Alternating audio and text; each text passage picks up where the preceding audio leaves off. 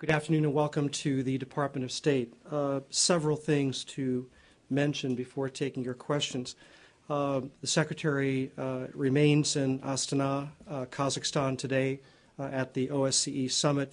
In her remarks during the plenary, she extended her appreciation to President Nazarbayev and the government and people of Kazakhstan for hosting this important summit, outlined our priorities for the OSCE, namely an increased role in supporting our mutual interests in Afghanistan, greater capacity to respond to urgent conflicts, the need to address serious shortcomings in implementing our commitments to respect human rights and fundamental freedoms.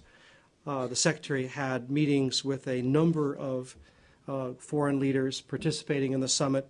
I could run down the list if you wish, from UN Secretary General Ban Ki-moon to the President of Kazakhstan, Nazarbayev, the President of Turkmenistan, Prime Minister Berlusconi, Georgian President Saakashvili, the President of Lithuania, Foreign Minister of Belarus, Deputy Prime Minister Clegg of Great Britain, and Russian Foreign Minister Lavrov. She will travel tomorrow to Kyrgyzstan and Uzbekistan. While in Bishkek, she will meet with President Otunbayeva and other Kyrgyz officials. In Tashkent, she will meet with President Karimov to also discuss a wide range of matters. And then it's on to Bahrain later in the week, where she will participate in the Manama Dialogue in 2010. In Bahrain, she will attend a luncheon hosted by King Hamad bin Isa Al Khalifa. She'll also meet with Foreign Minister Sheikh Khalid Al Khalifa and provide the opportunity for the Secretary to discuss regional security issues and other matters of mutual interest with an important partner and friend in the Gulf. And her dinner remarks at the Manama Dialogue will focus on the role of the United States in regional security. And during the course of the conference, she'll have the opportunity to engage with a number of her counterparts and other leaders from the region and touch base on some of the urgent issues that we confront from Iran to Lebanon to Middle East peace. Speaking of Iran, obviously, Lady Ashton has confirmed that the P5+1 will meet next week in Geneva. Undersecretary of State Bill Burns will be the U.S. representative for these talks. Many of you perhaps caught some of Undersecretary Burns' testimony this morning before the House Foreign Affairs Committee, where he focused on the fact that we continue to aggressively implement sanctions, both international and national sanctions, and that we believe this is having a material impact on Iran, with the loss of perhaps $50 to $60 billion in energy investments, as well as a range of companies across multiple sectors, withdrawing from the Iranian market. But at the same time, he indicated that we will approach next week's discussions with no illusions, but by the same token underscoring that we believe that there is still the opportunity for serious engagement if Iran is prepared to do so. Today is World AIDS Day, a day to remember the individuals lost to HIV/AIDS and to celebrate the successes that we have achieved in the fight against this deadly disease. Thanks in large part to American leadership, the world has made great strides in providing HIV services to communities impacted by AIDS in developing countries. Today, we announced new information on the number of people reached with HIV prevention, treatment, and care supported by the American people through the U.S. President's Emergency Plan for AIDS Relief, or PEPFAR program. These numbers show continued dramatic progress towards our ultimate goal, saving lives. And going forward, the global community has shared responsibility to build on the successes achieved to date by making smart investments that will ultimately save more lives. We continue to be focused on election results in the Ivory Coast, and we continue to await the announcement of results from Sunday's runoff election in Côte d'Ivoire. The release of results from the second round has now taken 3 days longer than the first round. It is apparent to us that the full results from all regions have been submitted. A variety of international observers have characterized the second round as democratic. Results must be released immediately and without further delay. It is unacceptable for any party to hijack the democratic process, putting personal political ambitions above the will of the Ivorian people. The United States stands firmly behind the Ivorian people and supports their right to have their voices heard. And as you saw, we announced a short while ago that Secretary Clinton will host a trilateral ministerial on Monday with Republic of Korea Foreign Minister Kim and Japanese Foreign Minister Maehara to discuss the recent developments on the Korean Peninsula and their impact on regional security, as well as other regional and global issues. This demonstrates the close coordination between the United States, Republic of Korea, and Japan, and our commitment to security on the Korean Peninsula and stability in the region. So on that, what are you expecting to get out of this? Are you expecting that the three of them will come to some kind of conclusion as to how you want to go ahead with the Chinese and the Russians and the North Koreans? Well, we are broadly consulting, and we will continue to do so. This provides an opportunity for us to engage with two key partners in this process, but we expect to have further meetings beyond next Monday's. So you still don't think the time is right for a six-party? As we've stressed, we believe that right now, it's up to Korea to show demonstrably that it is willing to engage, to be a constructive player in the region. It is not right now with its series of provocations. We are not interested in talks, and talks are no substitute for having North Korea fulfill its international obligations, meet its commitments, and cease provocations. As North Korea demonstrates a willingness to do that, then we will act accordingly. Well, so what have you told the Chinese about? I mean, it was their idea to have this six-party meeting. Have you basically come out stronger and said, look, no dice, we're not? Well, right now we're focused on the meeting that we've announced today. Not ruling out further consultations beyond that, but we look forward to the meeting on Monday. Were the Chinese invited to this meeting that's taking place on the 6th of December?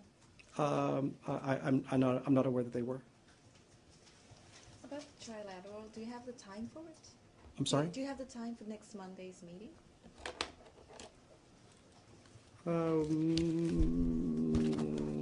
I don't. We'll try to get that time to you.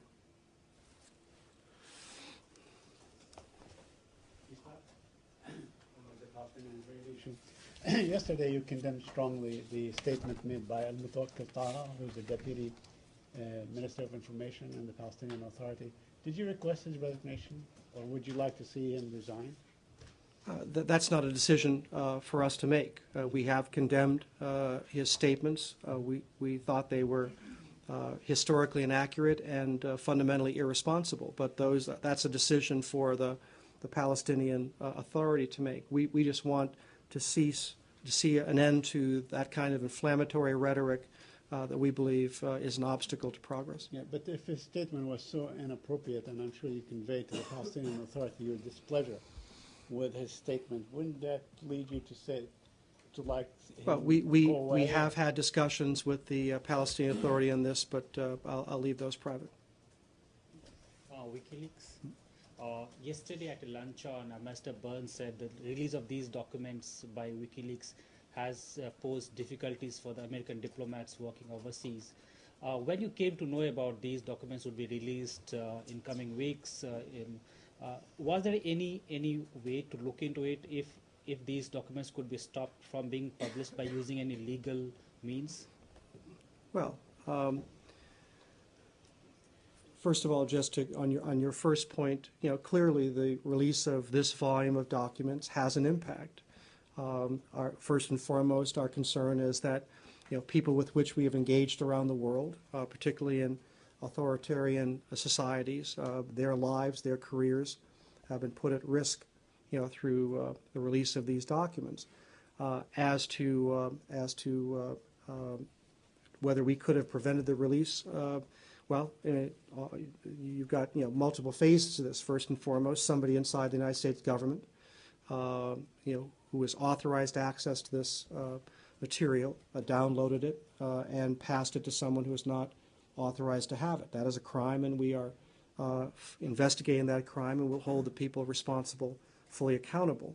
As we have detailed yesterday, we have taken steps and will continue to review security procedures to make sure that this cannot happen again. We also called in an exchange of letters over the weekend for WikiLeaks and Julian Assange to cease releasing this information, which is a continuation of the crime which we believed occurred here in the United States. He has the power to do that, and that would be the most effective way to stop further compromise of this material and a further damage to our national interests. Sorry, what was the crime in the U.S.? Pardon me? What was the crime? Well, the fact that one or more individuals inside the United States government download this material and passed it to someone who's not authorized to receive it, that is a crime. And you're saying, Didn't that happen in Iraq? This Are is you being saying fully that that investigated. I'm happened? not going, to jeopardize the investigation from here. well, are you saying it happened in the United States? I'm just saying that someone within the United States government, did this. We believe it's a crime. We are fully investigating it. We're going to hold, the individuals Well, I just wanna make clear, responsible. Because you just said that the crime happened in the United States. Look, I'm a assuming it crime didn't. happened under U.S. law, and we are going to hold those responsible fully accountable. And a follow-up on this. You mentioned an individual or more than one individual. Is there more than one individual?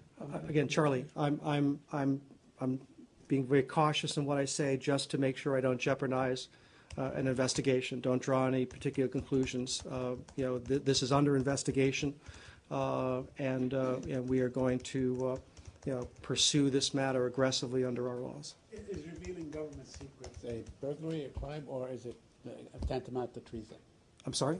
Is revealing government secrets in this case? How is that characterized? Well, I mean, where does the it fall on the transfer scale of between the transfer treason of and classified material to people without a proper clearance is a crime. crime? What kind of crime? I mean, is it treasonous? I mean, is it?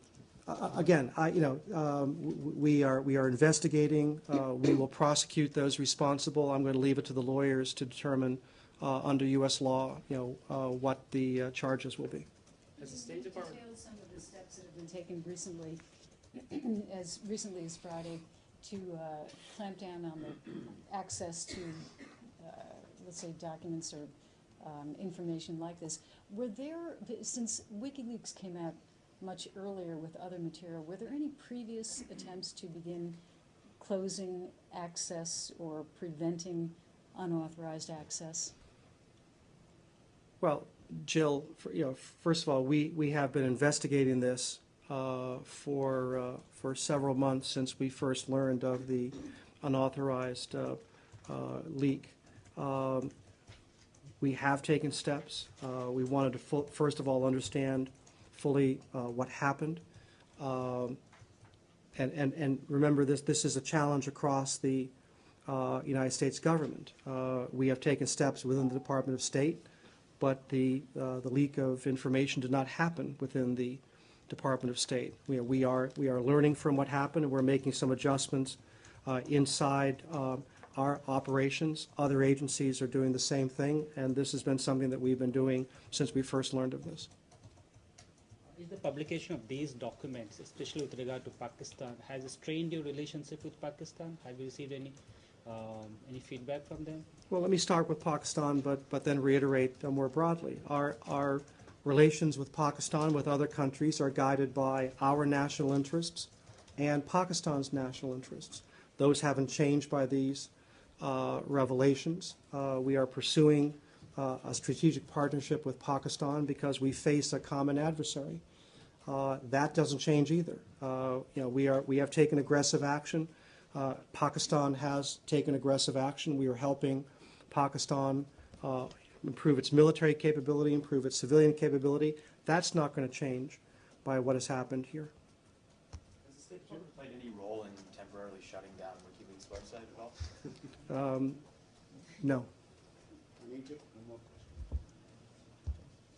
question. On Egypt.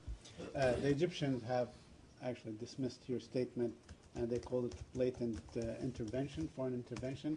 I want to ask you, what practical steps are you prepared to take to ensure that civil society in Egypt remains independent and it is robust and its integrity as a civil society, not manipulated by government intervention, is there? Well, first and foremost, the issue is not a matter of foreign interference. We haven't interfered in any way with the plans or execution of the recent elections. We just felt that it fell short of international standards, and we've told Egypt that. The real issue here is the relationship between Egypt and its own people. And we believe that the election fell short of the expectations that the Egyptian people have for what they want to see in terms of an open political process, a chance to play a more significant role in the future of their country, a chance to participate more fully in a political process. That's what the Egyptian people are saying to the Egyptian government, and as a friend of Egypt, we are communicating to Egypt that we hope that it will improve its electoral standards and its electoral performance. It's still not too late. There's a runoff election coming up this weekend, and we would continue to encourage Egypt to take appropriate steps so that this is a credible result. Again, not so much in our eyes, but in the eyes of the Egyptian people. Our focus is on helping the Egyptian people achieve the aspirations that they have, for a more open political process. Could you reassure the civil society organizations in Egypt that you will give them the aid that they need? Well, we will continue to engage civil society in Egypt. We have programs where we have helped to promote the ability of domestic observers, to participate in the electoral process. So, and we will continue, to invest in civil society and democratic institutions in Egypt. Other Michelle. subject? About Iran, the Iran talks next week. What are your expectations for these talks? I mean, are there any indications that Iran is coming ready to negotiate with you? And do you think the WikiLeaks could actually help by showing Iran what all of its neighbors think of it? Well, let me take the first thing first. We would like to see Iran engage in a real process. I think I quipped last year what's our objective for the first meeting, a second meeting. But that would signal that Iran is ready to answer the questions that the international community has. I mean, Iran is alone in the fact that it is unable or unwilling to answer the questions that have arisen about the nature of its nuclear program. But these are not impossible questions to answer. We will come next week prepared to engage on the nuclear issue, engage on other topics of interest with Iran. We hope that they will come to this meeting with the same seriousness of purpose. We're under no illusions here. We understand that this may be difficult, and we understand that Iran may not come prepared to engage constructively, but we're showing that we're willing to continue to offer this engagement, and we hope that we will have a productive meeting next week. And on WikiLeaks, whether you think that adds to the pressure that Iran feels? I mean, Iran is among the most isolated countries in the world. We think that they're under enormous pressure. The United States, other countries in the region, other countries around the world share a concern about not only the concern that everyone has about Iran's nuclear program, but also its behavior in terms of its support of terrorist organizations and its actions that are less than constructive in the region. So I don't think it necessarily changes any geostrategic calculation here. We will come to next week's meeting prepared to engage constructively, and we hope that Iran will do the same. Have you asked the Japanese to review its arms embargo policy to work with them on missile defense? I'll take that question. I don't know. Start. Could you just give us a status of where we are, have prospects for getting it passed in this session? And also, some of the opponents of START argue that Russia has cheated essentially on every single agreement that it's signed so far, and citing some sort of State Department study. Are you aware of any study that shows Russia has cheated on everything? Well, I mean, let's start with START. We believe that this is in the national security interest. We believe that it will continue stability and predictability between the two world-leading nuclear powers. We think that lower levels of nuclear forces are in our interest, and they certainly are consistent with the president's long-term vision. We think we've made this case. We've had any number of briefings, hearings. We've answered every question that senators have raised.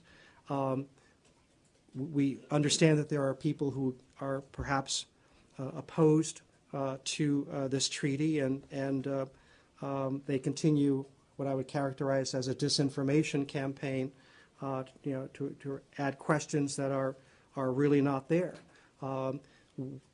Secretary Clinton, Secretary Gates, other senior American leaders have made clear under oath that this treaty is in our national interest, and that this treaty in no way limits or constrains our missile defense programs. Any suggestions to the contrary are false. There have been questions raised about conversations that we've had with Russia about missile defense cooperation. There are claims of a secret deal. There's been no secret deal. There have been no secret negotiations. We have had these engagements with the Russians in plain sight. This administration has pursued, has had conversations with Russia about missile defense cooperation. The Bush administration has had conversations with Russia about missile defense cooperation. There are no secrets here. There are no secret arrangements. There are secret deals, no secret negotiations, and there's nothing that's going on that in any way constrains our missile defense programs. So we will continue. I mean, just as we saw in Lisbon, NATO and Russia have agreed on missile defense cooperation, including theater missile defense exercises.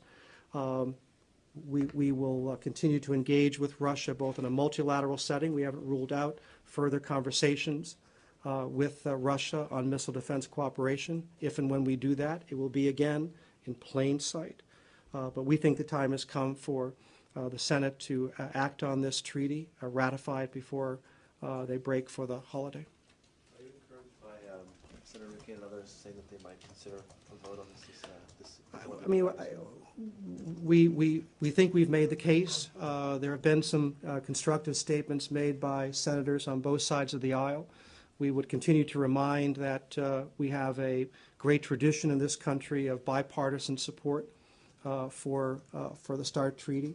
It's hard to argue that this is not in our national interest, and we are continuing to encourage the Senate to act on this treaty before it leaves for the holiday. So tell us all about these secret deals and secret talks with the Russians on missile defense. I'm curious because there was a story in one newspaper this morning, which I think you were alluding to, which said that there were suggestions that Secretaries Clinton and Gates may have misled Congress when they... That's a serious charge, and that charge is false. That paper and that reporter, were given direct information to refute that suggestion and chose to ignore that information. They were given direct by this building? By me and by others. At other buildings? Others here. It is not true. Any suggestions that either Secretary Gates or Secretary Clinton have testified falsely under oath is categorically false. There are no secret negotiations to limit our missile defenses. There was a question about something called Circular 175 authority. Again, this is something that is necessary to have a conversation with a country like Russia that might involve, with some sort of agreement, an exchange of sensitive information. We have kept Congress fully informed. There were suggestions that a briefing paper provided to Congress last week was somehow a secret report. It was nothing of the kind. It was a specific briefing paper prepared, in fact, for the meeting that occurred last week to keep Congress fully informed of what we are doing. I mean, the irony is there's a claim of some sort of a secret deal when, in fact, in our conversations with Russia earlier this year, we inquired as to whether Russia was prepared to pursue a missile defense cooperation agreement, and Russia's answer was not at this time. We will, in all likelihood, have a conversation with Russia at some point in the future in light of the agreement in Lisbon to pursue cooperation in the multilateral context. Again, we think this is in our interest.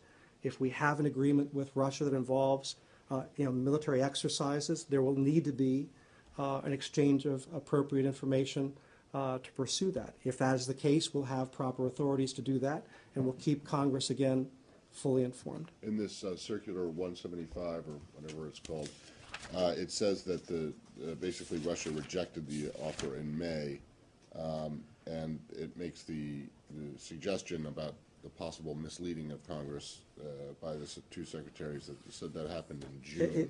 Right, and if you go back to the hearing testimony in June, the secretary made clear what the status was at that particular time, based on an earlier conversation. Would their answers perhaps have been more complete had they said that there were talks going on, but that they hadn't achieved anything? Well, or did they, in fact, say that in June? Well, no. In fact, in June, there were no talks going on because they had ended a couple of weeks before. It ended before that. Right, but perhaps their answers could have been more complete if they had said that. No. The testimony is a matter of public record, and we stand by that testimony. Okay. This being an International Day, PJ. 5 or 10 years ago, the issue was up front and center, and everybody was talking about it, and was perceived as an alarming situation. Is it so much less alarming today, or there are many less cases, let's say, in Africa, that the issue is eclipsed? Is that your assessment? I don't think. I think everyone celebrates the progress that's been made. There are a record number of people being treated today. We are also at the same time investing significantly in the medical infrastructure in key countries necessary for the proper delivery of medicine and assistance to people who are afflicted by HIV/AIDS. But where there might be progress, country by country, we are very sober in recognizing that this is still a very significant global challenge. I don't think anyone's declaring victory at this point. We still know that we have a lot of work to do. It's one on WikiLeaks, although you've talked about it at length. The Secretary said Monday that relations between governments aren't the only concern created by the publication of the material, that U.S. diplomats meet with local human rights workers, journalists, religious leaders, and others. Do you have particular cases that are coming to your attention already, or are there particular parts of the world, countries, where they're a threat? Oh, we have great concern. There are, again, without getting into any particular cable, there are, clearly sources identified in these documents.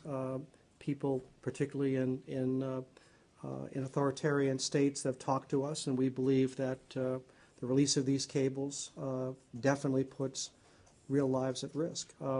We have taken steps in anticipation of this release. Our embassies around the world have been in touch with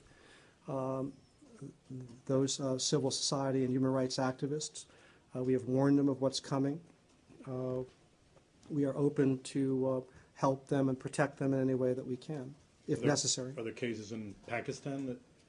I'm not talking about any particular country. I'm just saying that given the broad sweep here, we have no doubt that lives have been put at risk. We've done everything that we can to reach out to them. We are prepared to help protect them if that becomes necessary. Have any cases come to your attention yet? Have any particular cases linked to these documents come to your attention? To my knowledge, at this point, not yet, but this is clearly something that remains a serious focus for us. Have you made any offers of asylum? Are you prepared to make offers of asylum to people who might be put at risk? We are prepared to help protect people if necessary. I'm not aware that that has become necessary, but that is something that we are prepared to do. Well, it is something you're prepared to do. Asylum is something that you are prepared to do? I'll leave it where I left it. Protect? We will take steps to help protect people if we believe that they are at risk. Can you give us a general idea of what protective steps you could take? I mean, you know, you would study a certain number of steps, including asylum, perhaps? Well, I mean, asylum is a particular category that has a particular standard of care associated with it. But if we have to help relocate people, for a period of time, we are prepared to do that. On the same topic, Undersecretary Burns said today that the disclosures have done substantial damage to the ability for American diplomats to carry out their efforts overseas. Why is there such a gulf between him and Secretary Clinton on? I don't think there's a gulf at all. What we were just talking about is a perfect example of where people that we have relied upon to help us provide us information and perspective on global events have been put at risk. We do understand that in the immediate term that this will make our jobs more difficult. But we are aggressively doing everything we can to mitigate that impact. We have taken steps in recent days to have conversations with virtually every post around the world, help them understand that our mutual interests have not changed, and that we will continue to be fully engaged. So we do expect to work through this, but I don't think there's a difference between what Secretary Clinton said in terms of real risk to lives and interests, and obviously a degree of difficulty that comes with the release of this volume of classified material. You were asked earlier if the State Department had anything to do with WikiLeaks being inaccessible at the moment. I said no. And you said no. Are you aware of any other government agency that might be? They appear to have lost their server. I'm not aware that I don't know the circumstances, but I'm not aware of any government involvement in that development. In the U.S. government or any other government? I just am the spokesperson for the Department of State and the United States government. Thank you. Thank you.